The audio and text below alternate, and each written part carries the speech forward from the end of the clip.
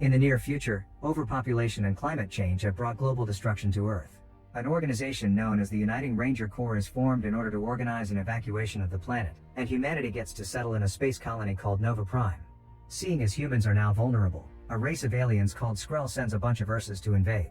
These Ursas are vicious predators that were bred to kill humans, and although they're blind, they're able to hunt people by detecting the pheromones they secrete when frightened. To stop the invasion, the Rangers fight the Ursas with their blades, and Prime Commander Cypher proves himself a hero when he learns how to suppress his emotions. By not showing any fear, a person becomes invisible to the Ursas. This is a technique known as ghosting. A few years after the war, Cypher's son Katai is a cadet at the Ranger Academy because he wants to be like his father. Even during the most basic of tests like jogging, he puts extra effort just to prove he's special. However, while his test scores are great, he isn't doing well in the field, and Katai doesn't get the promotion to Ranger that he wanted yet. Later in the evening, when Cypher returns home from a mission, Katai tells him he's failed to get promoted. Instead of showing comfort toward his son, Cypher stays cold as usual and comments Katai must have not been ready, because the commander knows what he's doing. Cypher always acts cold toward his family, as if he didn't know how to turn off the soldier mode, even demanding Katai to always call him sir and yelling orders at him at the table. After dinner, Cypher brings his wife Faya a gift he got from the mission and tells her that he'll be leaving the next day for Ifido to train cadets. However, after that mission is over, he intends to retire and work with her in the admin department. Faya is glad to hear that and points out he needs to spend more time with Katai, chat with him and be less distant. Katai needs a father, not a commanding officer.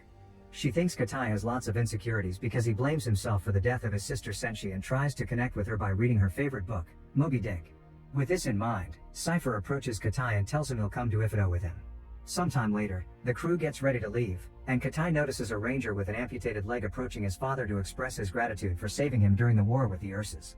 Cypher thinks it's not necessary, but the ranger still asks his friends to help him stand up to salute properly as a sign of respect for humanity's hero.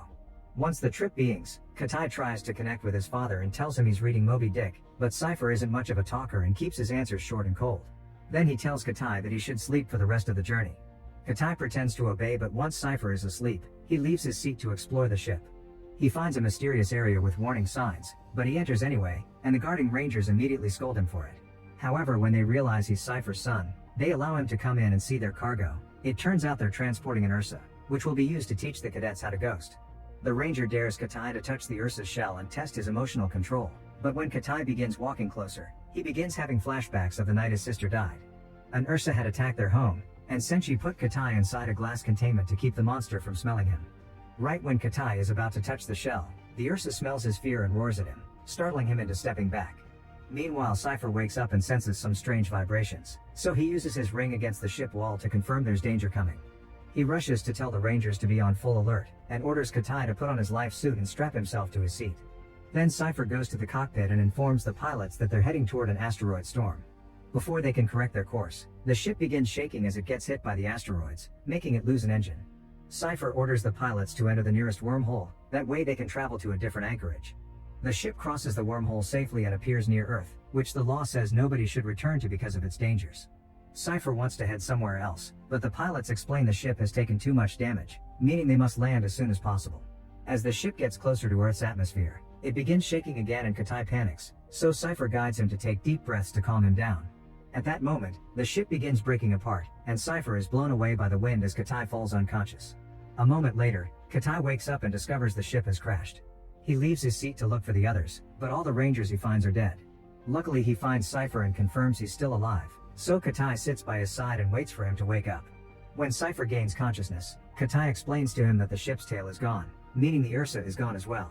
Cypher guides Katai to the cockpit to find the emergency beacon, but when he tries to use it he discovers it's broken.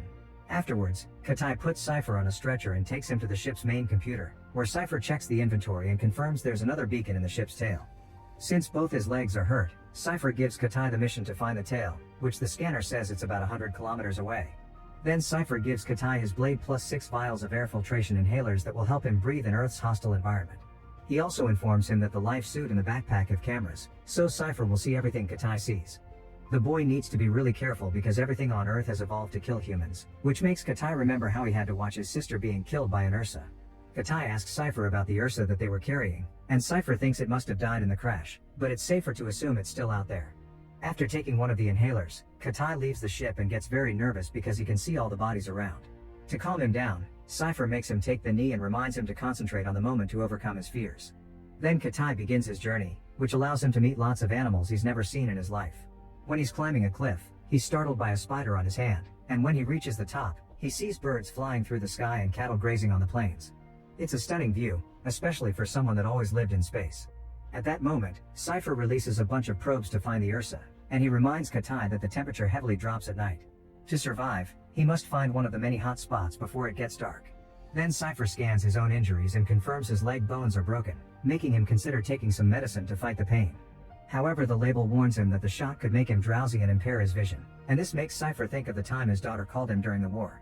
Senshi had found an original copy of Moby Dick, which was a big deal because real books weren't around anymore. Cypher had acted very coldly toward her enthusiasm, and now he's starting to regret it, so he decides not to take the medicine. Moments later, Katai notices his suit has turned black. Cypher explains it's equipped with motion sensors, and the color black means there's a life form coming for him. Suddenly, a large baboon emerges from the woods, and Cypher advises Katai to stay still. However, Katai prefers tossing a rock at it to try to scare it away. This causes a whole group of baboons to come out and begin throwing rocks at Katai. The boy begins running as fast as possible, and Cypher guides him toward the nearest river to keep the baboons from following him. Katai quickly crosses the river, but even if the baboons aren't following him anymore, he keeps running with his blade out because he's too nervous and scared. Cypher has to yell at him to make him stop and take the knee so he'll calm down. At that moment, Cypher notices there are toxins in Katai's bloodstream and asks his son to check his body. Katai discovers he has a leech on his hand and immediately takes it off, but the toxin is still in his system. Cypher gives him instructions to inject the antidote, but since he's starting not to feel his hands anymore, Katai has to drop his body on the needle to make it stick and falls unconscious. A few hours later, Cypher notices the temperature is going down and forces Katai to wake up to find a hotspot, which is 10 kilometers away. Katai begins running as fast as he can, and while Cypher watches his son, he hears the computer inform him he needs an arterial shunt to treat his leg. Once again, Cypher refuses to take the medicine and goes through the procedure while enduring the pain. As he works, he thinks about Senshi's 19th birthday celebration, which he had to watch through a screen because he was on a mission. Senshi asked him to blow out the candles on her cake, and Cypher only accepted after lots of begging. The candles went out because younger Katai blew them for him. When Katai finally reaches the hotspot, he checks his equipment and discovers 2 inhalers are broken, but he lies to his dad and says he's got them all. Cypher sees a reaction on the screen that may indicate lying, but doesn't say more. Katai takes a vial and hides under a tree while it begins to rain, so he uses the chance to ask his dad how he managed to ghost during the war. Cypher tells him an Ursa once stabbed him in his shoulder with its pincer and during the struggle, they fell into the river. The Ursa tried to drown him, but when Cypher accepted his death, the pincer came out because the Ursa couldn't find him anymore. Cypher had understood that fear wasn't real even if anger exists, it's only a thing in people's thoughts about the future. The next morning, Cypher sends Katai to the waterfall because the probes have found some interesting readings. On his way there, Katai sees a pile of dead monkeys, proof of a greater danger. Once Katai makes it to the falls, Cypher makes him check his inventory, and Katai tries to lie about the inhalers again. Cypher calls out his lie and makes some calculations that indicate Katai won't be able to finish the mission without the inhalers, thus he orders him to abort the mission. Katai begins thinking about how he had to watch Senshi die and refuses to do that with his dad, so he tells Cypher he won't be a coward again. In fact, he thinks Cypher is the coward because he hadn't been home to protect his family when the Ursa attacked. Cypher ignores the jab and insists that Katai should turn around, but Katai ignores him and jumps off the falls, using his suit to glide through the air. At that moment, a huge condor shows up and begins chasing him, so Katai tries to steer to hide behind the waterfalls.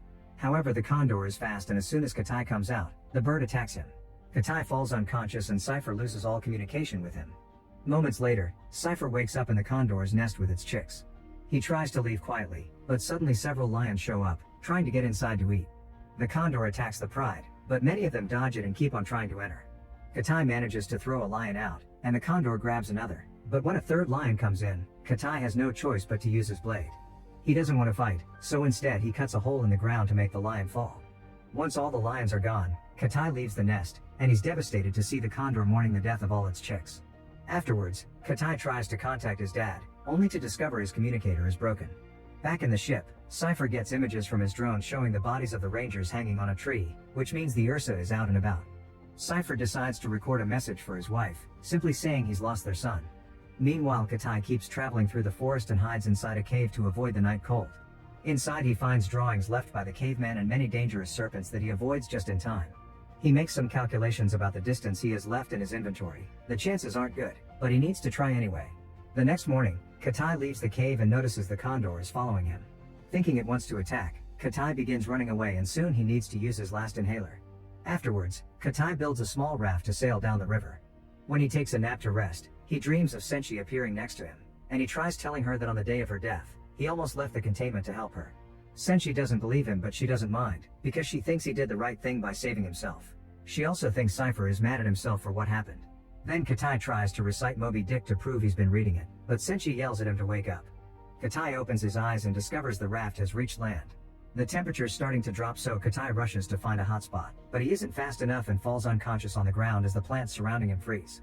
Katai thinks he'll die, but when he wakes up in the morning, he discovers something on top of him that kept him warm. It turns out it's the condor, who died to save him as thanks for fighting for its chicks. After thanking the creature, Katai continues his journey. It's getting hard to breathe, but finding a piece of the ship on the ground inspires him to keep going. Moments later, Katai finally finds the ship's tail, and he immediately puts his hands on more inhalers and a new blade. Then he investigates the area and finds the Ursa shell is open, confirming the monster left. Back on the ship, Cypher is dreaming about little Katai handing him his own blade. He's suddenly woken up by Katai's voice because he's found a communicator and the beacon in the ship's tail. Cypher tries to talk to him, but Katai can't hear him because he's in the black zone. Katai doesn't know this and tries to use the beacon anyway, but it doesn't work. Frustrated and desperate, Katai begins throwing a tantrum, but soon he remembers his father's advice and takes the knee to calm himself down. Katai realizes that there's an interference in the area and that climbing the neighboring volcano should allow him to activate the beacon without obstructions. On his way to the volcano, Katai finds the body of a ranger, with the Ursa left there to scare him and trigger his pheromones. Katai tries his best to ignore it and keeps going until he reaches the base of the volcano, where he tries to launch the beacon again and fails. Cypher notices the Ursa on the scanner and hopes his son acts fast before he's found. Then Katai enters a cave to try to find a way to the top of the volcano. Inside he finds the Ursa waiting for him, and the monster immediately attacks, only to get trapped under a pile of rocks in the process. Katai begins running as the Ursa frees itself and chases him, so the boy decides to hide in a pool of water. Back on the ship, the computer starts failing and Cypher loses access to the medical treatment, causing him to begin losing consciousness. Meanwhile Katai swims toward a source of light that allows him to resurface into a pit. When he starts to climb it to reach the top of the volcano, the Ursa suddenly jumps out of the water and grabs the boy's foot. Katai kicks the beast to send it back into the water, then finishes climbing the pit to come outside. Immediately Katai tries to activate the beacon, but the Ursa returns and jumps on him, hitting him on the rocks and making him drop the gadget. As Katai wiggles on the ground in pain, he remembers the day Senshi protected him and all the advice Cypher has given him, allowing Katai to finally concentrate and overcome his fear, achieving ghosting. The creature loses track of him and Katai takes advantage of its confusion to attack it with his blade. Since the beast can't defend itself, it only takes Kaita a few precise strikes to finally kill it. All this is seen by Cypher before he loses consciousness for good. Afterwards, Katai finally fires the beacon, and in a few hours the Rangers arrive to rescue them. Katai's worried about his dad, but when he checks on him, he confirms he's fine. Cypher forces his sore body to stand up to salute his son with respect for his bravery, but Katai runs to hug his father as he says he wants to work with his mom. For the first time ever, Cypher hugs back and responds he also wants to retire.